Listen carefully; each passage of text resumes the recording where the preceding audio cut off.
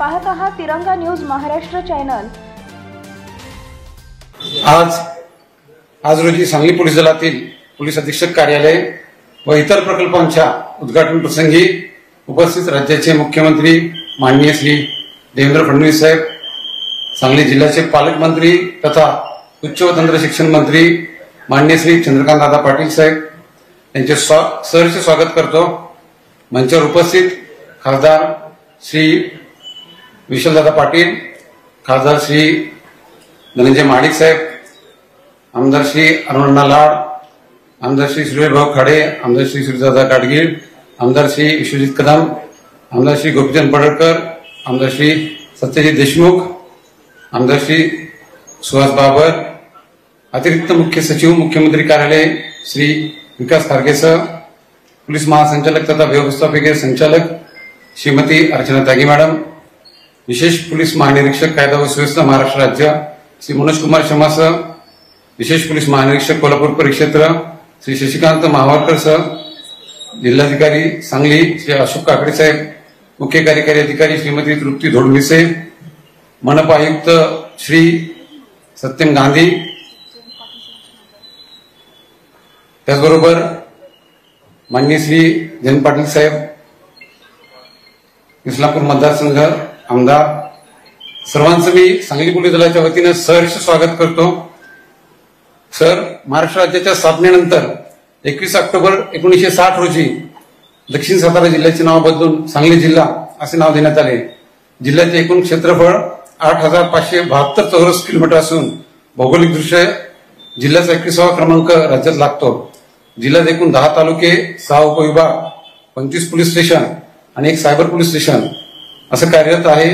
जुन्या कार्यालयाची रचना ही तत्कालीन कार्यपद्धतीस अनुसरून करण्यात आलेली होती, पण जशी शाखांची संख्या वाढत गेली त्याप्रमाणे मोठ्या कार्यालयाची पण आवश्यकता होती। त्यास अनुसरून नवीन वास्तूचं या ठिकाणी उद्घाटन माननीय मुख्यमंत्री महोदय यांच्या हस्ते व मान्यवरांच्या उपस्थितीत पार पडत आहे। तसेच सांगली व मिरज या दोन उपविभागाकरिता 224 टाईप 2 पोलीस अंमलदारांकरिता क्वार्टर सुद्धा निर्माण होत आहेत। जिल्हा नियोजन समितीमधून 2024-25 या आर्थिक वर्षात 2,13,00,000 रुपयांची 19 वाहने खरेदी करण्यात आलेली आहेत। सर, या ठिकाणी आम्ही फॉरेन्सिक व्हॅन याची मर्यादा लक्षात घेऊन इन्व्हेस्टिगेशन बाईक एक नवीन प्रणाली राबवत आहोत।